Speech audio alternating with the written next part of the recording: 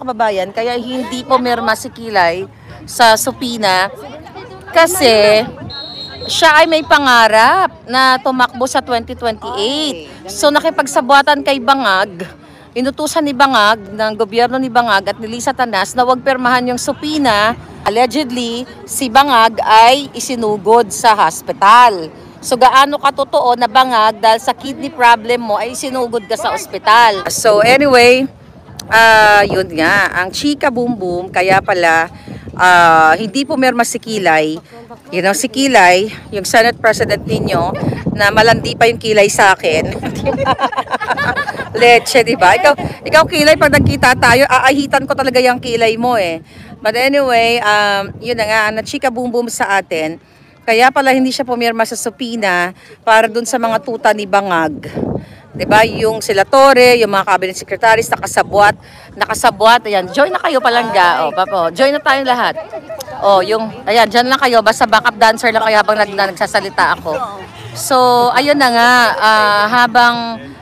kaya hindi kaya mga kababayan, kaya hindi pumirma si Kilay sa supina kasi siya ay may pangarap na tumakbo sa 2028. So nakipagsabuatan kay Bangag, inutusan ni Bangag, ng gobyerno ni Bangag at ni Lisa Tanas na wag pirmahan yung supina para nga dito sa pagpapatawag dyan sa Foreign Relations Committee, kung saan mananagot sila o sasagutin yung mga katanungan kung sino ang nag-provide ng eroplano para abdakin o dukutin si Pangulong Duterte, sino yung mga kasabwat, kasi nakarating sa atin na impormasyon si Ramon ang ang may-ari nitong eroplano na pinasakyan kay Pangulong Duterte sa kanyang pagdukot.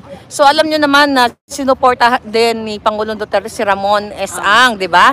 So mga traidor, kung ito ay may katotohanan at madinig sana natin dyan sa Senate na siya nga ang may-ari at nakipag-connive siya, mga traidor talaga.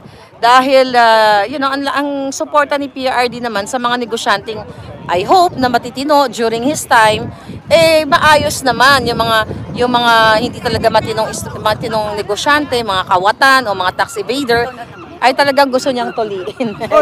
Hindi na makasutulin. Yeah, oo. So anyway, so yun po ang ayan, ating mga kababayan, nag-aantay talaga sila dito. No?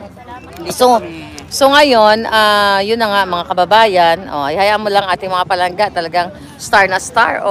Kanina pa kasi sila dito. Morning, talagang nag-aabang sila. So naulinigan ko, ayon sa ating puting ahas, ito pala si Kilay ay, alam naman natin nakipagsabuatan talaga sa gobyerno ni Lisa Tanas. Ginawa nga siyang waiter, hello? Diba? Nagmumukha siyang tanga, ginawa siyang waiter ni Lisa Tanas, pero mukha pa rin siyang tuta. Kaya isa siya sa 5 tuta ni Bangag. Diba? Actually, hindi lang 5 tuta, maraming tuta. So ngayon, dahil nga nasunog si John Vic Remulla na crush ni Satanas, imagine that, na gustong tumakbo yan sa 2028. Diba, sinabi ko sa inyo na nagbiga-biga si Lisa dyan kay John Vic. Crush na daw si John Vic. And now, dahil nasunog at nakita ang kabobohan ni John Vic Remulla, ang katangahan, dahil nahuli mismo sa bells niya na magkasabwat sila, group effort sila, nung pinlano nilang kinidnap ang Pangulong Duterte. Kaya ngayon, si Kilay naman ang pumuporma. Pumuporma siya ngayon sa Bangag administration para ma-endorse siya for 2028. 'Di ba? Kasi nga si Tambalos Ross at itong si Satanas hindi nagkakasundo dahil pareho silang greedy. So may mga pumuporma-porma. So allegedly itong si Kilay ay gustong tumakbo sa 2028, kaya naman sunod-sunuran siya kay Bangag at kay Satanas na huwag permahan yung supina para appear itong mga resource person dyan sa Senate hearing sa foreign relations. So ngayon, the question is, ulit-ulitin natin, ganito po ka-unfair sa Pilipinas. Kapag vloggers, resource person like Harry Roque, like me, gusto nilang ipakulong, ipakontempt, or ipa-interpol kapag hindi ka umattend dyan sa kanilang Senate hearing. Well, sa case ko at kay Harry, mga fabricated crimes talaga yung mga ginawa sa amin. But yung mga vloggers dyan sa TRICOM o WADCOM, talagang pag hindi sumunod sa kanila, na mag-sorry or hindi sumunod sa mga utos nila, iko-contempt nila, ikukulong. Pero ito mga walang hiyang ito sa Senate, 'di ba? Talagang nag-group effort sila para hindi madinig ng taong bayan doon sa Foreign Relations Committee, doon nga sa hearing na yon, nang malaman natin kung ano talaga, kung sila ba ay scripted, kung sila ba ay magkakasabwat with Aimee or what. So taong bayan ang maghuhusgan yan eh. Taong bayan ang makaka-feel niyan kung sila ay script-script lang or tama yung ginagawang hearing na yan. But again, Kilay is a traitor. Traitor naman talaga sa taong bayan yan eh. The fact na alam niya nag-a-addicto si Bangag, eh hindi natin alam. Baka, Kilay, may question ako sa'yo. Nakikipag-jamming ka ba? 'Di ba? Nagsusuyop ka rin ba? Sumisinghot ka rin ba? Eh kasi the fact na abogado ka na yung portrayal ay matinukang tao, walang matinong tao na nakikipagsabuatan sa mga addictus. 'Di ba? Sa mga hayok sa ipinagbabawal na ano. Pero ito breaking news. It's not really news actually. Allegedly, hindi pa to confirm, nililiwanag ko, sabihin naman nila fake news ito, hindi pa to confirm, so baka may gustong mag-confirm nito na balita, na may na-receive kasi ako na 3 tao na nag-text, isa sa Malacanang, yung dating, nandoon sa loob, then yung 2 na nagtrabaho din kay Bangag, allegedly, si Bangag ay isinugod sa hospital. So gaano katotoo na Bangag dahil sa kidney problem mo ay sinugod ka sa ospital.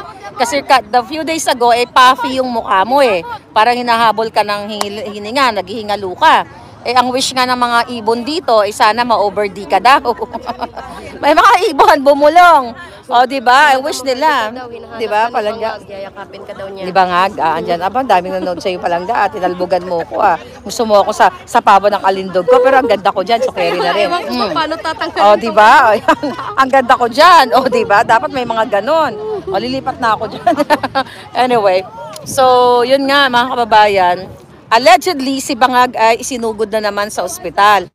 Hindi naman imposible yan. Kasi nga, pag nag-a-addict ka, any moment, pwede kang ma-over-D. Katulad nung mga nakaraan, ng mga pangyayari, di ba? At sa mga kaibigan nila, and allegedly, yung kanilang entourage dito ay na-over-D rin. So, pag mga ganong klaseng, ganong galawan na nag-a-addictus, talaga namang magkakaroon ka ng problem sa buhay mo. Hello Palangga! How are you? Ano ang alindog mo? Gusto mong kumabog How are you?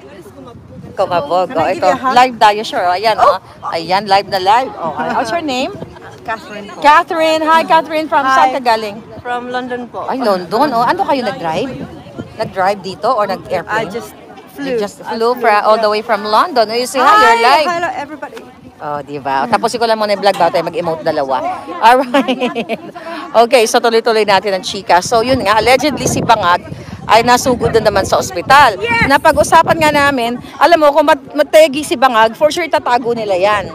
Let's say for example, kung mategi si Bangag, kunyari, bigla siyang di na makahinga, tapos for sure itatago nila yan, di ba? Baka saksakan ng forma.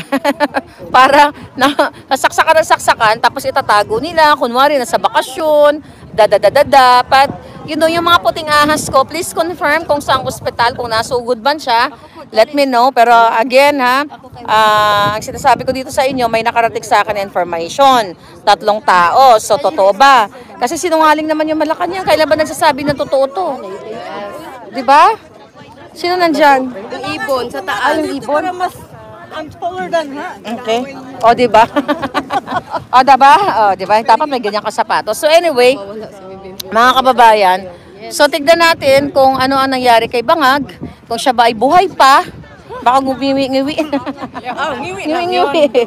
Oo. Ang dami kasing, alam nyo, tignan nyo yung mga gumagawa ng katarantaduhan sa bayan, inaaratay na sila ngayon.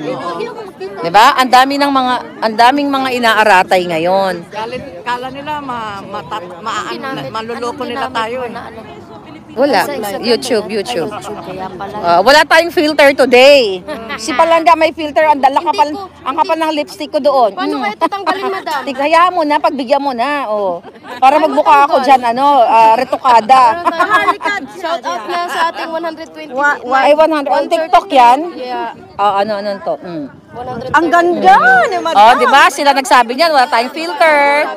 Siya lang nga may filter. Madam Oh. Marlica daw, ano daw masasabi mo sa mukha ni Bangag na namaga kasi mukha niya parang namamagana. Ayun na nga, sino nagsabi niyan? Nabasa yung pangalan.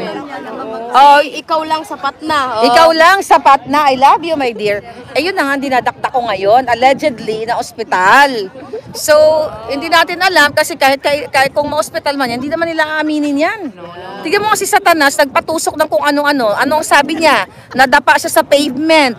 Tapos may allergy ang gaga. Itinuslok naman ni Dr. A yung kanyang Feslock.